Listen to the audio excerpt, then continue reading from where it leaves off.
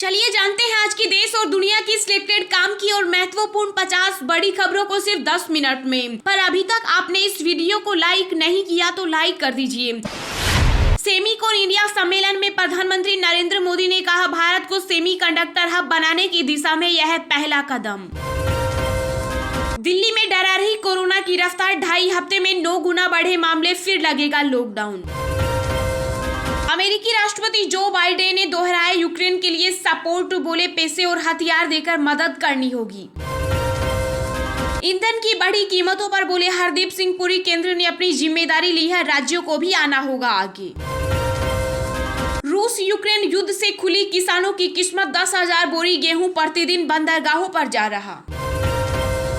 तेलंगाना ने diesel petrol पर wait से 2014 से 2021 तक 56,020 करोड़ रुपए जुटाए, केंद्रीय मंत्री हरदीप पुरी। भारतीय सेना के लिए नए फील्ड गन खरीदेगी सरकार, 10 को पुरानी बंदूकें होगी रिप्लेस। किसान क्रेडिट कार्ड के तहत फसल लोन योजना में हुआ बदलाव, आरबीआई ने जारी किए नए नियम। भारतीय छात्रों के लिए अच्छी खबर, पढ़ाई के लिए वापस चीन लौटने की मिली इजाजत। प्रधानमंत्री नरेंद्र मोदी ने ग्लोबल पाटीदार बिजनेस समिट का किया उद्घाटन, बोले हर कारोबार का देश के विकास में महत्वपूर्ण योगदान। पंजाब चुनाव में बीजेपी की हार के बाद पीएम मोदी ने पहली बार सिख प्रतिनिधिमंडल से की मुलाकात। आईपीएल 2022 में विराट कोहली की खराब फॉर्म को लेकर गांगुली ने दी प्रतिक्रिया, कहा मैं नहीं जानता उनके दिमाग में क्या चल रहा है। यूपी के सीएम योगी आदित्यनाथ ने फरमान ने बढ़ाई मंत्रियों की परेशानी, अब मंत्री नहीं ले सकेंगे 5,000 से ज्यादा का तोहफा। देश भर में कोयला संकट पर राजस्थान के सीएम अशोक गहलोत बोले, यह एक राष्ट्रीय संकट, राज्यों को कोयला उपलब्ध कराने का काम केंद्र सरकार का। बिजली संयंत्रों में कोयला संकट को देखते हुए रेलवे ने उठाया बड़ा कदम, 24 मई तक पैसेंजर ट्रेनों के 670 फेरे रद्द। आईसीआईसीआई बैंक ने एक महीने में तीसरी बार बढ़ाई ब्याज दरें, अब एफडी करने पर होगा मोटा मुनाफा। भारत में लगातार दूसरे दिन कोरोना के 3,000 से ज्यादा मामले आए सामने, 18,000 के करीब हुए एक्टिव केस। कोयले की कमी से गहराया संकट, विभिन्न सूबों में पावर कट के बीच बोली दिल्ली सरकार, मेट्रो अस्पतालों में आपूर्ति पर पड़ रहा है असर। हिंदी नहीं आने के लिए पहले मांगी माफी, फिर टूटी फूटी जुबान में बोले रतन टाटा, जो कुछ कहूंगा दिल से कहूंगा। दुनिया में बढ़ रहा कोरोना, चीन के शंघाई में 10,000 नए मामले, जर्मनी और यूएस में भी बढ़ रहे मामले। अमेरिका में H5 बर्ड फ्लू का इंसान में संक्रमण का पहला मामला आया सामने, हाल ही में चीन में मिला था एक संक्रमित। योगी सरकार 2.0 में भू माफियों पर बड़ा एक्शन, 3 दिन में 25 करोड़ की 29,000 वर्ग मीटर जमीन हुई कब्जा मुक्त। राजस्थान के सीएम अशोक गहलोत बोले, महंगाई के मुद्दे पर सभी मुख्यमंत्रियों के साथ बैठक करे प्रधानमंत्री। हरियाणा में मिले कोरोना के 580 नए मरीज, स्टडी में किया गया दावा, अगले 2 दिन सप्ताह में चौथी लहर का पिक। आखिर झुके श्रीलंका के राष्ट्रपति भाई महिंदा राजपक्से को प्रधानमंत्री पद से हटाने के लिए हुए सहमत, प्रदर्शन हो सकता है समाप्त।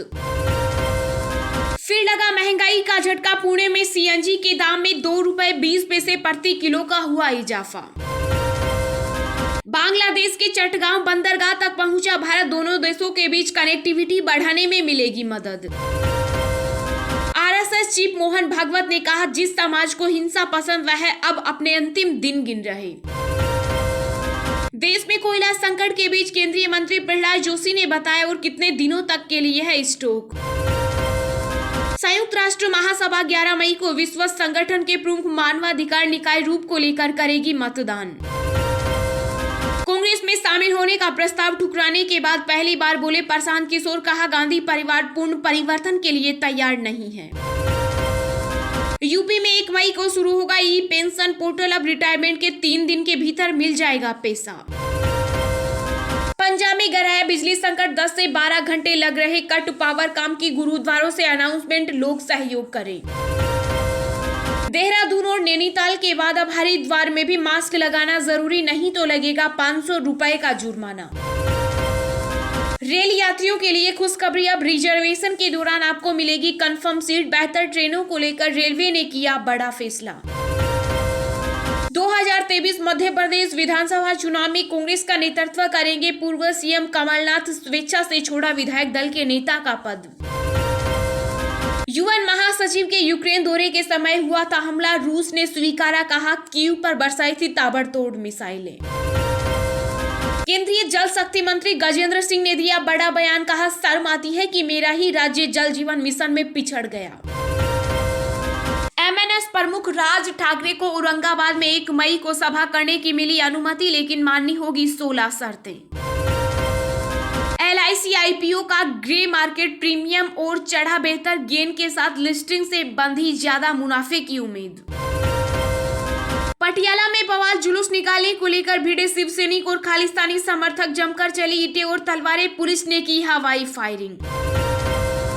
राकेश अस्थाना की नियुक्ति के खिलाफ सुप्रीम कोर्ट में याचिका मंजूर, 18 मई को होगी सुनवाई। राणा दंपति की जमानत याचिका के विरोध में मुंबई पुलिस ने दाखिल किया 18 पेज का जवाब, आज होगी सुनवाई। टीएमसी नेता अभिषेक बनर्जी से जुड़े केस में कोलकाता पुलिस के ऑर्डर पेपर मिले फर्जी, ईडी ने करवाई FIR। पोस्ट ऑफिस ने ग्राहकों को दिया बड़ा तोहफा, अब घर बैठे इस स्कीम में खोल सकते हैं खाता। बिहार में साजिश जैसे गंभीर आरोप लगाने वाले तेज प्रताप यादव को पूर्व सीएम जीतन राम मांझी ने भेजा इफ्तार पार्टी का न्योता। महाराष्ट्र के पूर्व मंत्री अनिल देशमुख को झटका, विशेष PMLA अदालत ने न्यायिक हिरासत 14 दिनों के लिए बढ़ाई। बीएसपी सुप्रीमो के पलटवार पर बोले अखिलेश यादव, कहा मैं चाहता था कि मायावती बने पीएम, इसलिए किया था गठबंधन। फिर सिविल सेवा में लौटे UPSC टॉपर रहे साहब फिशल, बोले मैंने जो गलतियां की उन्हें सुधार दूंगा। विश्वविद्यालय अध्यापकों की सेवानिवृत्ति आयु 65 वर्ष करने का निर्देश, Allahabad high court. MP board ने जारी किया 10वीं और 12वीं कक्षा का रिजल्ट, छतरपुर की नेंसी और सतना की सुचिता ने किया टॉप। शुरुआती कारोबार में शेयर बाजार में रही तेजी, सेंसेक्स 296 अंक चढ़ा, निफ्टी 17,300 के ऊपर। राजधानी दिल्ली सहित देश के कई राज्यों में कल और भीषण होगी गर्मी, मौसम विभाग ने जारी किया ऑरेंज अलर्ट। चलिए अब जानते हैं जो आम आदमी के काम की और फायदेमंद खबरें हैं उनको विस्तार से। पर इससे पहले अभी तक आपने इस वीडियो को लाइक नहीं किया तो लाइक कर दीजिए। सेमीकॉन इंडिया सम्मेलन में प्रधानमंत्री नरेंद्र मोदी ने कहा भारत को सेमीकंडक्टर हब बनाने की दिशा में यह पहला कदम। जी हां, प्रधानमंत्री नरेंद्र मोदी ने वीडियो कॉन्फ्रेंसिंग के जरिए बेंगलुरु में सेमीकॉन इंडिया सम्मेलन 2022 के कार्यक्रम का उद्घाटन किया। इस दौरान पीएम मोदी ने कहा कि मुझे खुशी है कि ऐसा सम्मेलन भारत में हो रहा है। सेमीकंडक्टर दुनिया में हमारी कल्पना से कहीं अधिक महत्वपूर्ण भूमिका निभा रही है और हमारे इस कदम से भारत सेमीकंडक्टर का हब साबित होगा। इस कार्यक्रम की theme design and manufacture in India, making India A semiconductor nation है। 3 दिवसीय इस सम्मेलन का उद्देश्य भारत को विश्व स्तर पर सेमीकंडक्टर हब बनाने एवं चिप डिजाइन से लेकर विनिर्माण के अनुकूल परिवेश बनाने की दिशा में काम करने के लिए किया जाएगा। इसका उद्देश्य भारत को इलेक्ट्रॉनिक्स के क्षेत्र में अव्वल बनाना है। इस सम्मेलन में शिक्षा और उद्योग जगत के उद्योग संघों और अनुसंधान संगठनों के कई जाने माने दिग्गज शामिल होंगे। इस कॉन्फ्रेंस में दुनिया भर के सेमीकंडक्टर क्षेत्र के सर्वश्रेष्ठ संस्थाओं के प्रतिनिधि और विशेषज्ञ शामिल होंगे। किसान क्रेडिट कार्ड के तहत फसल लोन योजना में हुआ बदलाव, आरबीआई ने जारी किए नए नियम। जी हां, भारतीय रिजर्व बैंक ने बीते वित्त वर्ष के दौरान शॉर्ट टर्म की फसल लोन योजना के तहत किसान क्रेडिट कार्ड के जरिए किसानों को दिए गए लोन पर इंटरेस्ट अवेशन का दावा करने को बैंकों के लिए नियमों में बदलाव किया है। आरबीआई ने एक अधिसूचना में कहा कि वित्त वर्ष 2021-22 के लिए लंबित दावों को 30 जून 2023 तक पेश किया जा सकता है और उन्हें वैधानिक लेखा परीक्षकों द्वारा सत्य या सही के रूप में प्रमाणित होना चाहिए। सरकार बैंकों द्वारा किसानों 3 लाख रुपए तक का शॉर्ट टर्म का फसल लोन 7% ब्याज दर देने के लिए बैंकों को सालाना आधार पर 2% की इंटरेस्ट सब्वेंशन देती है। इसके अलावा समय पर लोन का भुगतान करने वाले किसानों को 3% की अतिरिक्त इंटरेस्ट सब्वेंशन दी जाती है। ऐसे किसानों के लिए प्रभावी ब्याज दर 4% बैठती है। आरबीआई ने एक सर्कुलर में कहा कि 2021-22 के दौरान किसान क्रेडिट कार्ड के जरिए कृषि और संबंध गतिविधियों के लिए दिए गए शॉर्ट टर्म लोन के लिए संबोधित इंटरेस्ट सब्वेंशन योजना के अनुसार बैंकों को अपने वैधानिक लेखा परीक्षकों द्वारा विधिवत प्रमाणित वार्षिक आधार पर अपने दावे प्रस्तुत करने होंगे।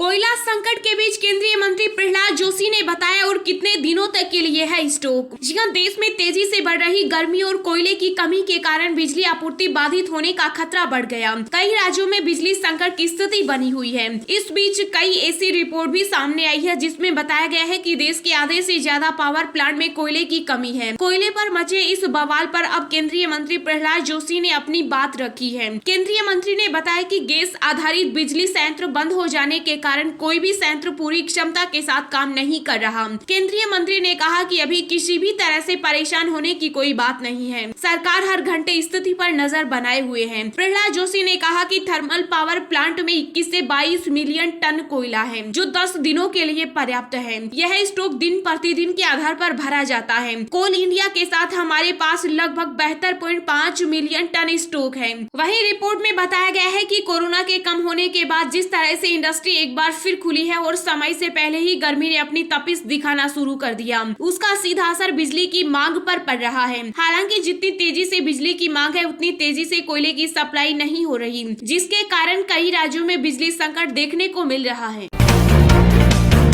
राजस्थान के सीएम अशोक गहलोत बोले, महंगाई के मुद्दे पर सभी मुख्यमंत्रियों के साथ बैठक करे प्रधानमंत्री। जी हां, राजस्थान के मुख्यमंत्री अशोक गहलोत ने कहा कि प्रधानमंत्री नरेंद्र मोदी को महंगाई के मुद्दे पर सभी मुख्यमंत्रियों के साथ बैठक करनी चाहिए और वे सबकी बात सुने। सीएम गहलोत के अनुसार महंगाई के साथ ही केंद्रीय प्रवर्ती योजनाओं, जीएसटी, जल जीवन मिशन इत्यादि समेत अनेक गंभीर मुद्दों पर सभी राज्यों का केंद्र सरकार से संवाद आवश्यक है। गहलोत ने कहा कि इसलिए मैं प्रधानमंत्री से अपील करूंगा कि राज्यों के हित एवं देश हित के मुद्दों को लेकर आप सभी मुख्यमंत्रियों से बैठक करें, जिससे इनका समाधान निकालकर आमजन को अधिक से अधिक राहत प्रदान की जा सके। ऐसे ही रोज दिन भर की ताजा खबरें पाने के लिए चैनल को अभी सब्सक्राइब करें।